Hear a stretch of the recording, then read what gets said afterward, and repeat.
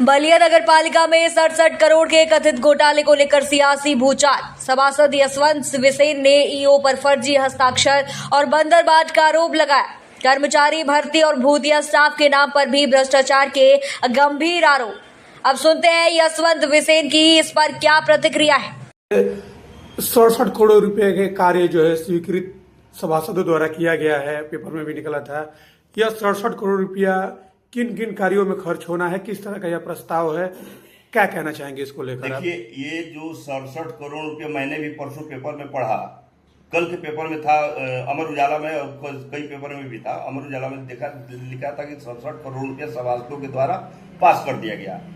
मैं इसको पूरी तरह से खंडित कर रहा हूँ। अधिशासी अधिकारी जो प्रेस में छपने के लिए दिया जाता है कापी, ये अधिशासी अधिकारी अपने मर्जी के हिसाब से इसको पास दिखा दिए हैं, जबकि प्रोसीडिंग रजिस्टर पे न चेयरमैन का दस्तखत हुआ है और न सभासदों का दस्तखत हुआ है। कुछ सभासद दस्तखत किए हुए हैं और कुछ महिला सभासदों के पति दस्तखत किए हुए हैं, न कि सभासद किए हुए।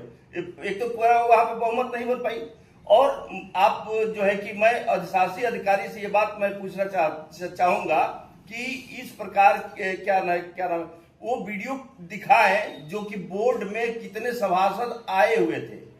5 उन सभासदों से दस्तखत कराया गया जो मनोनीत है उनका जो है कि बोर्ड से एक प्रकार से मान के चले कि कुछ लेन देन नहीं होती है, वो केवल अनियमितता देखने के लिए होते हैं, उनके सिग्नेचर का कोई महत्व नहीं होता है।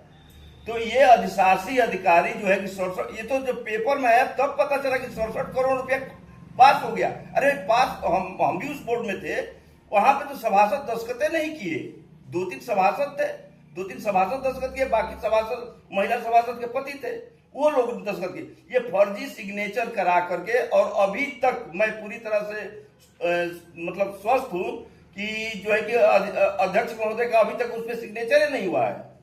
आखिर ये 67 करोड़ रुपया किन किन विकास कार्यों में खर्च हो रहे हैं, इसका कुछ आपको जानकारी है? अधिशासी अधिकारी कार्य की योजना नहीं बताए, सीधा नहीं बताए, और पूरे सभासदों को भी यह पता नहीं था कि 67 करोड़ रुपया पास हो रहा है और किस कार्य में हो रहा है। ये तो सीधा सीधी पेपर में एक ही बार दिखा कि 67 करोड़ रुपया जो है कि पास करते सभासद, जबकि सभासद के ऊपर जो है कि एक प्रकार से आरोप है।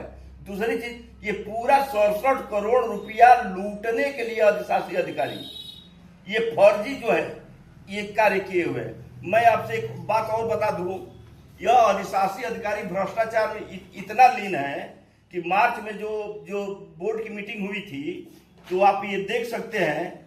देखिए, पहली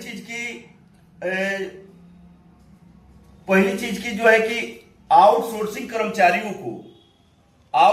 कर्मचारियों को की जिम्मेदारी ठेकेदार के द्वारा दी गई है। ये बोर्ड में देखिए, ये बोर्ड में पास कराए हैं कि आउटसोर्सिंग कर्मचारियों की जिम्मेदारी हमारी है हटाने और रखने की। वो इसलिए किए हुए हैं कि जिस कर्मचारी को रखेंगे वह कर्मचारी 10-20 हजार रुपया उनको देगा और उसी कर्मचारी को रखेंगे।